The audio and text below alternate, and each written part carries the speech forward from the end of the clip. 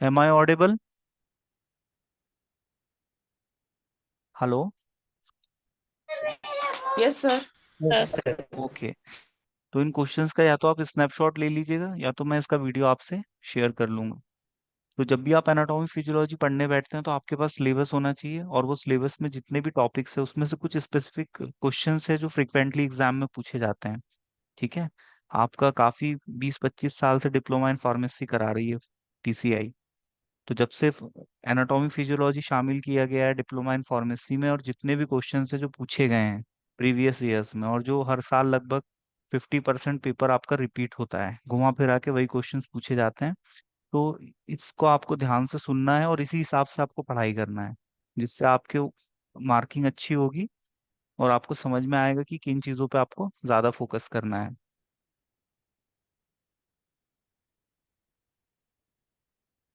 तो इसमें सेल, आपका जो फर्स्ट यूनिट है उसमें से क्वेश्चन आता है, discuss the structure of cell, label diagram, components and its function. ये आप इजीली सॉल्व कर सकते हैं। इसमें सेल के कंपोनेंट्स को आपको एक्सप्लेन करना है, इंडिविजुअली उनके डायग्राम आपको बनाने हैं, माइटोकॉन्ड्रिया का, राइबोसोम का, गोल्जी एपरेटस का, सेल मेम्ब्रेन का। आप ट्रांसपोर्टेशन के बारे में बता सकते हैं, सेल मेम्ब्रेन की प्रॉपर्टी क्या है, कैसे बनी है, फॉस्फोलिपिड की बनी होती है, कैसे उसमें ट्रांसपोर्टेशन होता है ना, सेमी परमिएबल मेम्ब्रेन होती है, माइटोकॉन्ड्रिया का फंक्शन क्या है, fact power house of the cell is mitochondria, और राइबोसोम्स का फंक्शन होता है प्रोटीन की सिंथेसिस। तो इस टाइप से आप इसको एक्सप्लेन कर सकते हैं, डायग्राम बना सकते हैं। एनाटॉमी फिजियोलॉजी में आपको डायग्राम बनाने पर मार्किंग अच्छी होती है। तो आपको कोशिश करना है एनाटॉमी फिजियोलॉजी में मैक्सिमम क्वेश्चंस में आप कहीं ना कहीं से डायग्राम इन्वॉल्व करें, है ना। जैसे आपसे हार्ट की एनाटॉमी पूछी जाती है तो आप हार्ट का डायग्राम बनाएं। जितने भी आपकी बॉडी में 10 सिस्टम्स हैं उनके डायग्राम आपको बनाना आना चाहिए। जैसे स्किन की एनाटॉमी पूछते हैं तो स्किन का डायग्राम बनाओगे, उसकी लेयर की डायग्राम बनाओगे, है ना। एपिडर्मिस, डर्मिस, सबक्यूटेनियस, तीनों लेयर का डायग्राम बनाओगे। फर्दर जो उसको सब डिवाइडेड किया गया है 5 लेयर्स में, उसका डायग्राम आप बनाओगे। नेक्स्ट यूनिट आपका आता है टिश्यू। उससे पूछा जाता है एपिथेलियल टिश्यू और कनेक्टिव टिश्यू। ठीक है। एपिथेलियल टिश्यू मैंने आपको बताया था, हमारे जो ऑर्गन है उनकी जो कवरिंग होती है, और बॉडी में जो हॉलो स्पेसेस हैं उनकी जो इनर कवरिंग होती है वो एपिथेलियल टिश्यू की बनी होती है। इसके टाइप है कॉलमनर, स्क्वैमस। तो ये सब आपको पढ़ने और उसके डायग्राम आपको बनाने हैं। कनेक्टिव टिश्यू जो कनेक्ट करे, blood is also a connective tissue. Fluid connective tissue का एग्जाम्पल है ब्लड। ब्लड को हम टिश्यू क्यों कह रहे हैं? क्योंकि ब्लड में बहुत सारे सेल्स हैं। और what is definition of tissue? Collection of cells. तो ब्लड में कितने सेल्स हैं? यदि मैं ब्लड की कंपोजिशन की बात करूं, इसमें डब्ल्यूबीसीएस भी है, आरबीसीएस भी है, प्लेटलेट्स भी है, सेल्स है ना। तो group of cells working together is tissue. तो blood is a tissue. Connective क्यों कह रहे हैं? Because it connect the entire body. हमारी पूरी बॉडी में ब्लड सर्कुलेट होता है, हार्ट ब्लड को पंप करता है, किडनी के पास भी जाता है, ब्रेन के पास भी जाता है। जितने भी विसरल ऑर्गन्स है, वाइटल ऑर्गन्स है, सबके पास ब्लड की सप्लाई है। तो हर ऑर्गन को ब्लड कनेक्ट करता है कहीं ना कहीं। कोई चीज यदि ब्लड सर्कुलेशन में आ जाए तो पूरी बॉडी में स्प्रेड हो जाती है। तो blood is a fluid connective tissue. Next आपको क्वेश्चन है, define tissue and classify them. आपको बताया था 4 टाइप ऑफ टिश्यू है, connective tissue, muscular tissue, epithelial tissue. तो ये आपको एक्सप्लेन करने हैं। बोन टिश्यू, तो आपको टिश्यू की डेफिनेशन लिखनी है, उसका क्लासिफिकेशन देना है और उसका डिस्क्रिप्शन लिखने हैं और डायग्राम्स बनाने हैं। Now define bone with structure and function. आपको स्केलेटल सिस्टम के फंक्शंस बताने हैं, बोन का आपको स्ट्रक्चर बताना है, टाइप्स ऑफ बोन बताना है। लॉन्ग बोन होती है, फ्लैट बोन होती है, इरेगुलर शेप की बोन होती है। हमारी बॉडी में कितने बोन्स होते हैं, उनके लोकेशन क्या है, बोन्स के नाम लिखने हैं। क्लैविकल बोन है, ह्यूमरस है, टार्सल, मेटाटार्सल्स। ठीक है, ये आपको इसमें एक्सप्लेन करना है। Discuss in detail about joints and it's classification. ये मैं आपको 2 से 3 बार काफी अच्छे से एक्सप्लेन कर चुका हूँ विद डायग्राम। इसमें सिनोवियल जॉइंट बहुत इंपॉर्टेंट है क्योंकि हमारे नी में पाया जाता है। सिनोवियल जॉइंट में कौन सी प्रॉब्लम आती है? गाउट और अर्थराइटिस की प्रॉब्लम आती है। तो आपको इसमें जॉइंट एक्सप्लेन करने हैं कि बॉडी में कहाँ पर कौन सा जॉइंट है। बॉल एंड सॉकेट जॉइंट है, सैंडल जॉइंट है, ग्लाइडिंग जॉइंट है, ठीक है, और आपका पाइवोट जॉइंट है। तो ये इनकी लोकेशंस आपको बतानी है और उनके डायग्राम आपको बनाने हैं। ठीक है।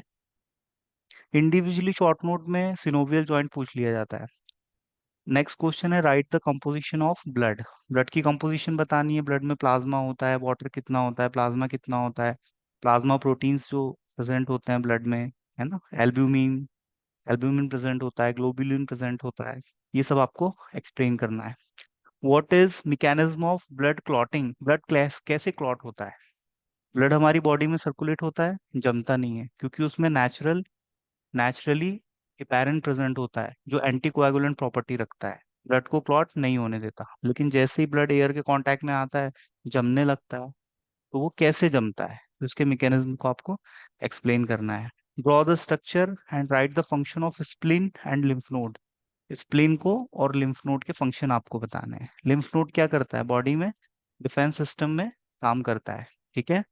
फैगोसाइटोसिस परफॉर्म करता है। लिम्फ नोड में क्या प्रेजेंट होते हैं, WBCS, lymphocytes, B lymphocytes, T lymphocytes, जितने भी फाइटर सेल्स होते हैं, इम्यून सेल्स होते हैं, they are present in lymph node. Next है draw the structure of heart and write the function of various part of the heart. तो heart की anatomy बतानी है आपको। हार्ट के मसल्स के बारे में बताना है, हार्ट की लेयरिंग्स के बारे में बताना है। आपको मैंने लेयर बताई थी, मीजोकार्डियम, एंडोकार्डियम, पेरिकार्डियम, इनको आपको एक्सप्लेन करना है, इनका डायग्राम आपको बनाना है। हार्ट के चैम्बर्स के बारे में बताना है, सैनोवियल नोड, एसे नोड, एवी नोड, पुर्किंजे फाइबर्स, और हार्ट के चैम्बर्स, ऑरिकल, वेंट्रिकल्स, ये सब आपको एक्सप्लेन करना है। Anatomy and physiology of GIT and its function. Gastro intestinal tract, जिसको हम एलिमेंट्री कैनाल भी कहते हैं। अभी कुछ दिन पहले ही एक स्टूडेंट भारती वर्मा ने शायद प्रेजेंटेशन दिया था। तो आपको गैस्ट्रो इंटेस्टाइनल ट्रैक के बारे में एक्सप्लेन करना है, इसके फंक्शंस क्या होते हैं, कैसे काम करता है, इसके पार्ट्स के आपको नाम लिखना है, इसमें प्राइमरी ऑर्गन कौन से हैं, एसेसरी ऑर्गन कौन से हैं, ये आपको एक्सप्लेन करना है। नेक्स्ट आता है right the physiology of muscles contraction. इसमें आपको बताना है मसल्स कैसे कॉन्ट्रैक्ट होते हैं। एक्टिन मायोसिन प्रोटीन को एक्टिवेट करता है कैल्शियम मिनरल, और उसके एक्टिवेशन से मसल्स में कॉन्ट्रैक्शन आता है और हमारी बॉडी में मूवमेंट पॉसिबल होता है। Write down the difference between sympathetic and parasympathetic nervous system.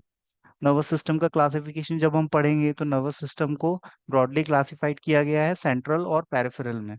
Central में आता है brain and spinal cord, peripheral में आता है आपका ऑटोनोमिक नर्वस सिस्टम, ऑटोनोमिक में आता है सिंपैथेटिक और पैरासिम्पैथेटिक नर्वस सिस्टम। तो इसमें हमें डिफरेंस पता होना चाहिए, कौन से हॉर्मोन्स इसमें काम करते हैं। कल ही मैंने आपको बताया था एड्रेनालिन काम करता है सिंपैथेटिक नर्वस सिस्टम में, हार्ट रेट को बढ़ा देगा, ब्रीथिंग रेट को बढ़ा देगा, जिससे रिस्पिरेशन आपका बढ़ जाएगा। नेक्स्ट है draw the structure of spinal cord and write down its function. इसमें हमको स्पाइनल कॉर्ड का डायग्राम बनाना है। आपको मैंने एक वीडियो आपसे शेयर किया था जिसमें स्पाइनल कॉर्ड को एक्सप्लेन किया है, शायद आपने देखा होगा, नहीं देखा हो तो देख लेना। हमारे स्पाइन से 31 पेयर्स ऑफ नर्व्स निकलते हैं जो कि पेरिफेरल नर्वस सिस्टम का पार्ट है, और इंफॉर्मेशन हमारे ब्रेन तक लेके जाते हैं।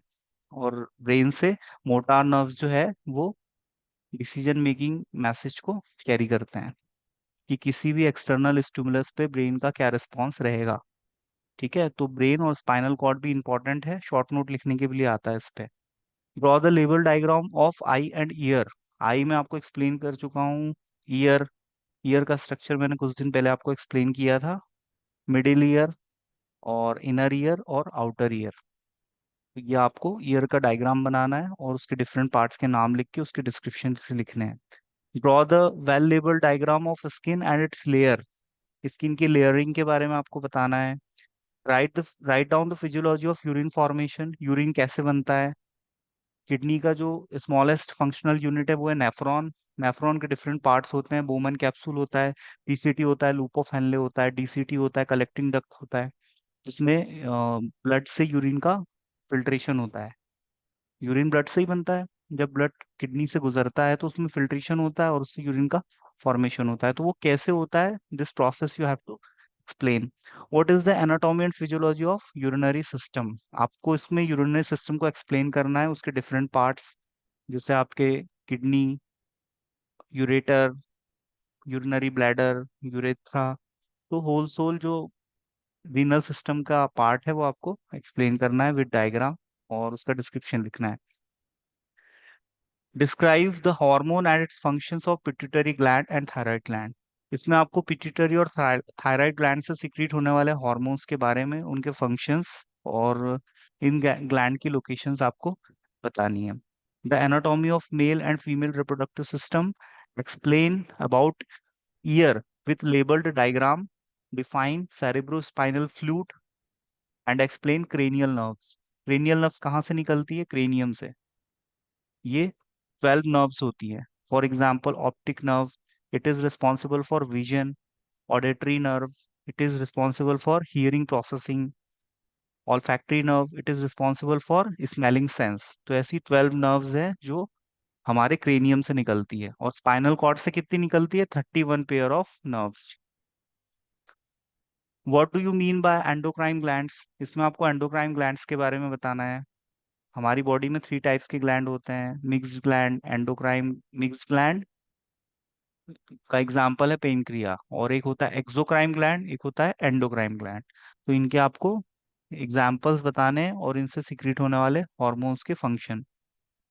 Explain mechanism of respiration, explain the synovial joint, right the anatomy physiology of organ, heart, liver. इसमें आपको लिवर, हार्ट, यूटरस, स्टमक, इनकी एनाटॉमी एक्सप्लेन करनी है। तो ये आपके 16 मार्क्स में आ सकता है। ठीक है, 16 मार्क्स में आएगा। आपको 2-3 ऑर्गन्स के नाम दिए जाएंगे, उनकी आपको एनाटॉमी लिखनी है। तो लिवर, हार्ट, यूटरस और स्टमक, ये इंपॉर्टेंट है। अब शॉर्ट नोट्स आपको एग्जाम में पूछे जा सकते हैं। Scope of anatomy and physiology, thermoregulation of body, body में टेम्परेचर का रेगुलेशन कैसे होता है? स्वेटिंग के थ्रू होता है। और थर्मोरेगुलेशन का सेंटर होता है हाइपोथैलेमस, जो कि बॉडी के टेम्परेचर को रेगुलेट करता है। बॉडी का टेम्परेचर बढ़ जाए तो हम उसको हाइपरथर्मिया कहते हैं। ठीक है, और कम हो जाए तो हाइपोथर्मिया कहते हैं। तो बॉडी टेम्परेचर को कैसे रेगुलेट करती है, इसको हमें एक्सप्लेन करना है। Process of blood coagulation, blood कैसे कोएगुलेट होता है, खून का थक्का कैसे जमता है।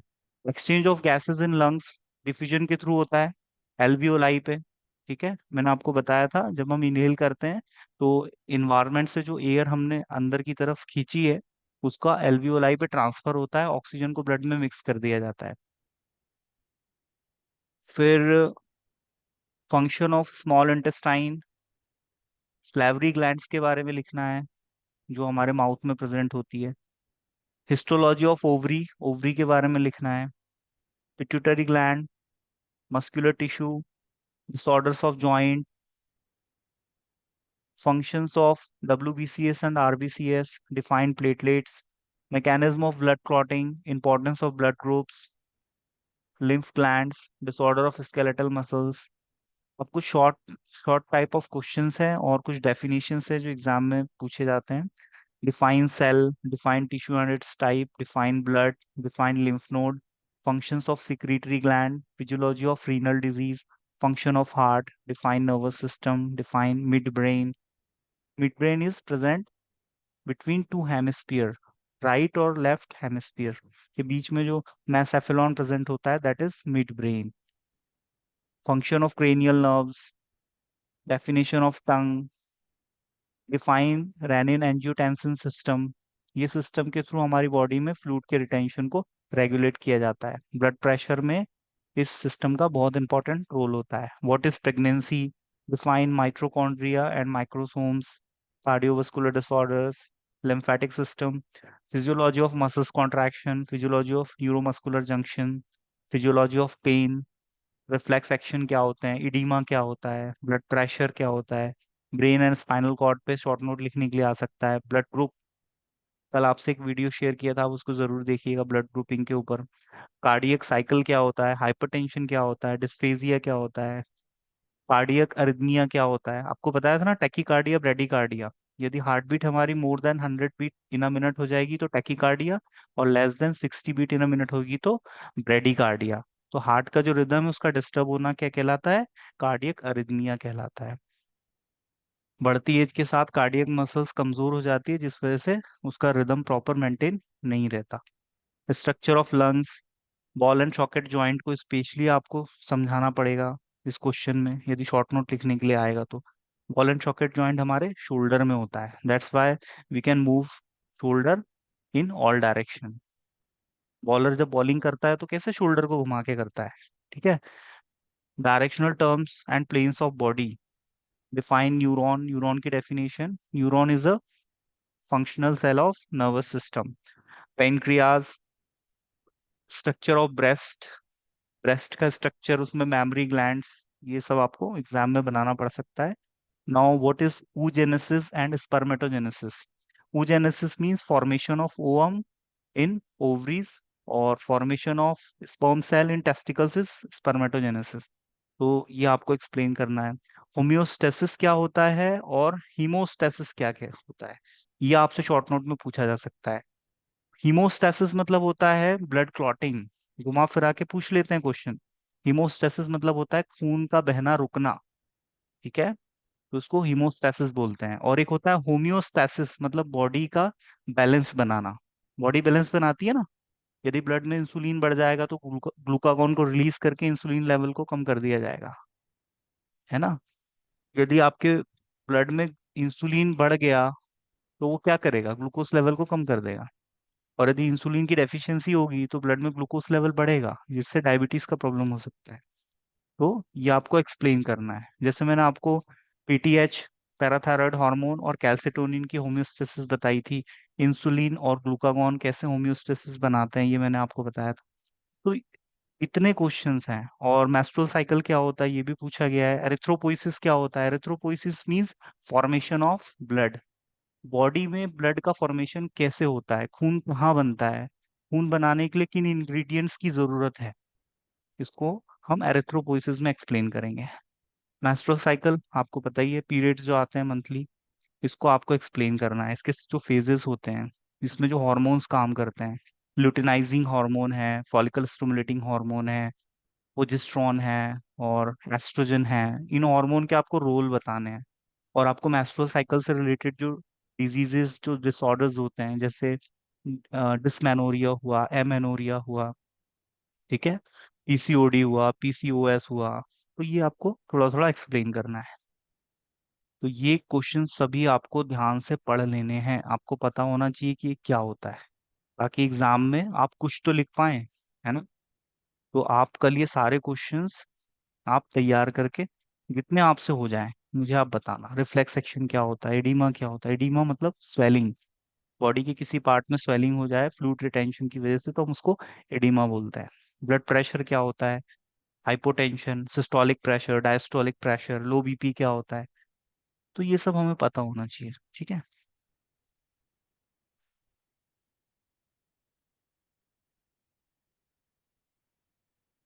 चलिए, थैंक्स फॉर लिसनिंग। ये वीडियो मैं आपसे शेयर करूंगा और आपका होमवर्क रहेगा कि इन क्वेश्चंस को आप तैयार करेंगे, ठीक है। ओके, कल मिलते हैं हम लोग। Thank you sir. Most welcome.